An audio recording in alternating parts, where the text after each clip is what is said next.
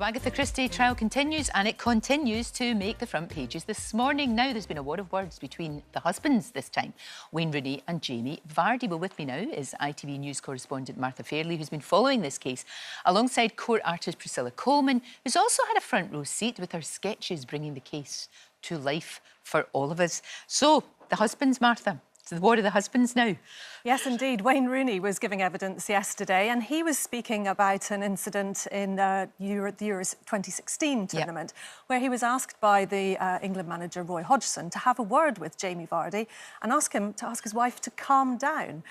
He said that she had been a distraction. She'd been on FaceTime the whole time when the squad were in their downtime. She also had a column in The Sun. And he said he 100% remembered this conversation. It was a very awkward situation.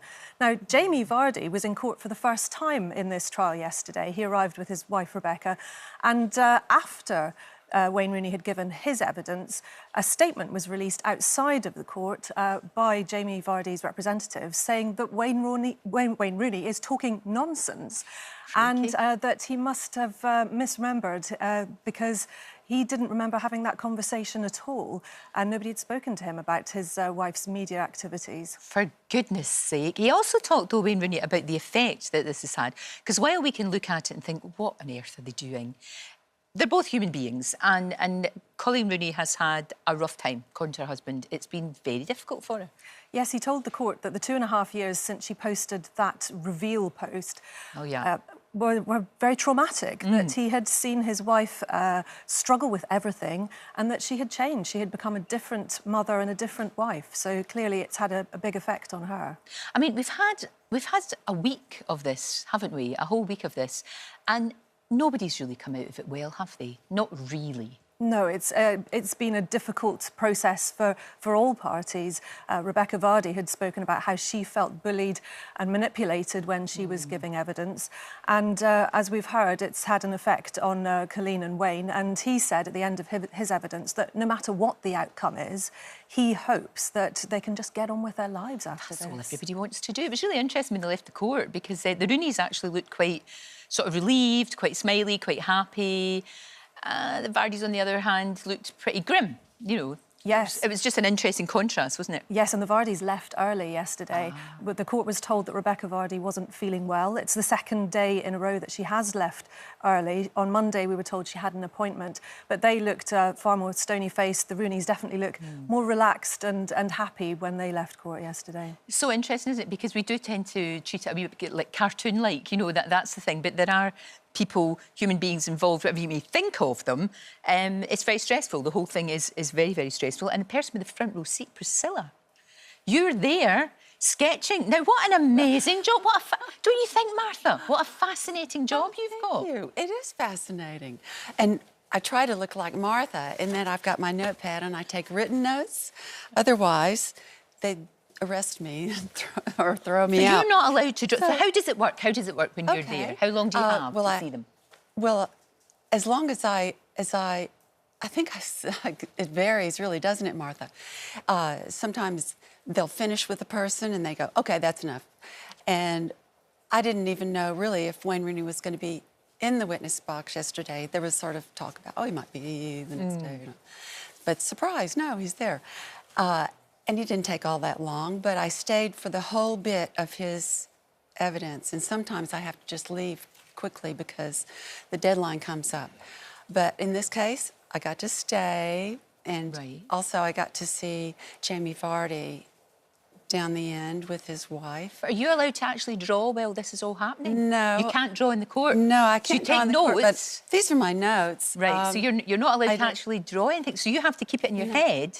Yes, which is easier, really, because I think a lot of people do this, and Martha probably does this too. You memorize things because you have to memorize your piece to camera, don't you? Sure. And so I'm just clicking it in, but it's like you don't really think about it when you go to work. It's like it all just flows out, and you don't really want to have to refer back to your notes either. Sure. Because that eats into your time. Because it's fast. You've got to be really quick. Yeah. You've got to turn this around very, very quickly, haven't you? Fast, yeah.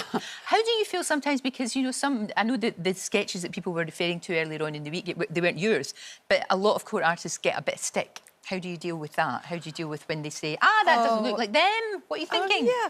Well, there's a new trend, you know, trolling. Yes. And that seems to be what a lot of that is. In fact, I think I get blamed for drawings that are even done in the States. Sometimes I think, oh my goodness. There's some guy in Colorado who did Taylor Swift and he just massacred her. Did he? He was tracing. He can't really draw. And my friend Bill Robles in LA, they should have gotten him and they sent him early on. But then they didn't want to spend the money to fly him out there and all that. But this guy lives in Colorado. He's cheap, we'll use him. But it was not worth it. Come on, get Bill. Fly him in. What I really like is when you actually see the sketches, and you've got them down there, you've got the actual ones. When you see them, there she is, there's Rebekah. One. But the one with the, you've got lots of detail in there, so you pay a lot of attention to detail, don't you? Look at that. Oh, yeah. Well, this is a general view, really, from yesterday. Yeah. And if Martha had been sitting in the court, I might have been able to fit her in. She was in that... in the overflow. In the overflow. Yes. But, yeah, I try to get everyone in because that's what we're going to be talking about. You know, Vardy and Mrs. Vardy down the end.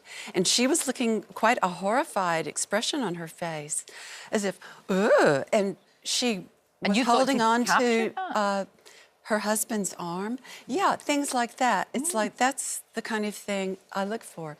And if I were sitting next to Martha, Martha would have been able to say, Priscilla, that's it, put that in. So...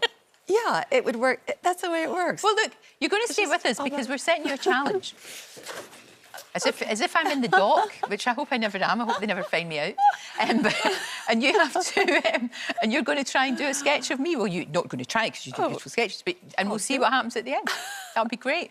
Martha, thank you for your insight. It's absolutely fascinating. And yeah, who knows what's going to happen with this? It's you can't call it, can you? You just can't call it. Don't forget, you can watch full episodes of Lorraine on the ITV Hub and all the best clips, compilations and playlists right here on our channel. Just subscribe now and you'll never miss an upload. Click here to watch another video similar to this one, or click here to head to our channel's homepage to explore all of our exciting videos.